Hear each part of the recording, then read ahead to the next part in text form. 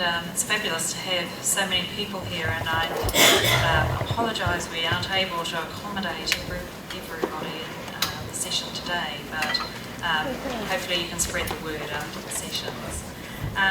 May, I think it's a tremendous achievement to have completed the Superdiversity study. It takes a considerable amount of drive and personal commitment to achieve these types of things. So Stock takes a great baseline of where we are today, and I think it'll provide some really good insights for us as we work through the responses to it. Minister, thank you very much for being here, and thank you for your comments, and particularly those around the public sector. I know a lot of the public sector colleagues here today will be really pleased to hear some of those words. I think the challenge in the stock take is essentially that it's difficult to see where the quick fixes are, and diversity is something that we have been conscious of over a number of years, that the face of New Zealand is changing. And those of us who live in Auckland, who travel to Auckland, can see it every day on Queen Street, just how different the organisation is.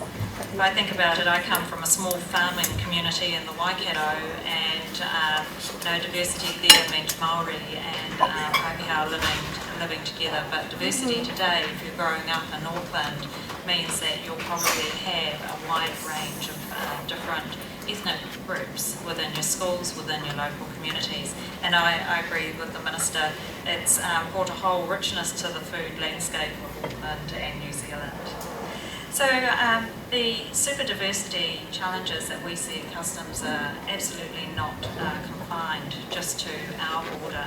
Our processes, procedures, practices have to promote an environment that values diversity within New Zealand, and with people from every trading and travelling nation in the world. So New Zealand has a tremendous brand out there. People want to come and visit, but also they want to be able to feel comfortable in this country while they visit us. Traders are not just New Zealanders, and of course some of the FTAs that we're negotiating around the world are bringing us in contact with hugely different people. And I was just reflecting to my own policy group who've been involved in the free trade agreement and supporting TPP, that I don't think I've ever spoken to my colleagues in Peru. So that's going to be something that I'm going to have to learn how to connect with another group of customs officials around the world. The Superdiversity stock take raised a number of issues for customs, not just the lack of diversity in the senior leadership team within customs, but also looking at how we interact with migrants when we're carrying out our work, executing our work at the border, and how we raise issues with people in different cultures. And thirdly, as part of an investment approach, there's a really good opportunity for us to join with other government departments and agencies who are also involved in enforcement to better educate new migrants about their legal obligations, rather than just moving through to the prosecution phase when they're non-compliant. Within Customs, we've been working on diversity for a couple of years. We refreshed our organisational values in 2012, and we included a new belief statement which was around diversity.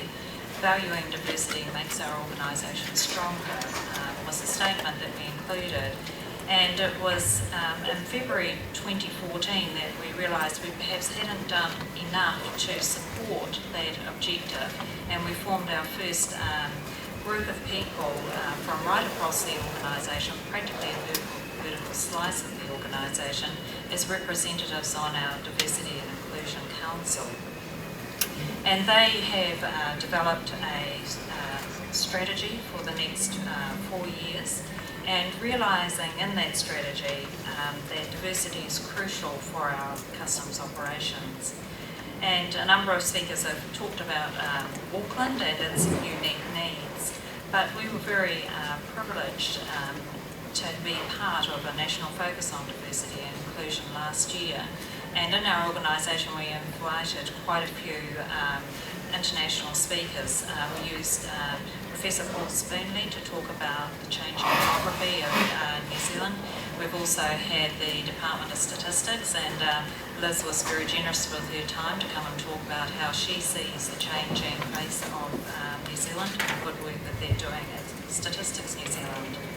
We also had Mervyn Singham, former director of the Office of Ethnic Affairs, your predecessor, Belinda, and he was just terrific at kind of giving us a different lens on thinking about the issues.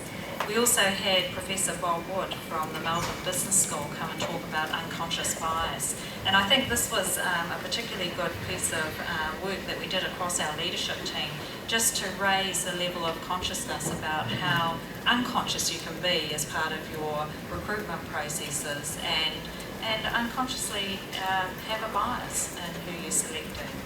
So it's been really important to us to try and understand some of those subtle barriers to creating an organisation that truly reflects the communities we serve. We are well underway in a number of small but important changes to include diversity and inclusion into all aspects of our customs work. We know that a diverse workforce is a key enabler of improving our capability. And in fact, this year we've taken on another 43 fresh customs officers, and 50% of those people are from Asia, Pacifica or Maori ethnic groups. And so it's starting to change the look and feel of our organisation a little bit more, having a deliberate strategy. China, of course, is our largest growth market for incoming tourism and for trade, and we're working with the Ministry of Foreign Affairs and Trade on the China Capability Project and engaging with the Ministry of Primary Industries to make sure that we improve our cultural capability in the work that we do at the border. And as trade and travel increases from Asia, we need to improve our communication capability as well, and so having natural language speakers within our workforce is something that we also are very conscious of. For customs and our colleagues at MPI and Immigration Transport, as said, we work collectively at the border, but more than ever before we need to understand the culture and value the cultural IQ of our people and the cultural literacy of our people. We have to help customers comply. We're an enforcement agency, and we also need to send strong enforcement messages from time to time and make sure that actually we encourage people to comply because they understand why it's important to comply within the New Zealand context. But we also need to make sure that they receive those messages in a way that will resonate with them.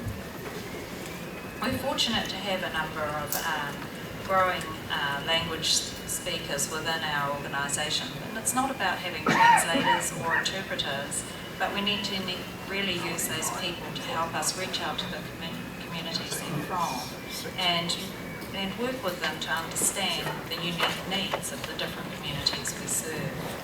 Our journey ahead is about education and being smart about the channels we use and who we aim those messages to. So for our organisation, it feels like we've come a long way over the last couple of years, but then I look at how much Mike has done in his organisation and think, well, there's still a long way we can go.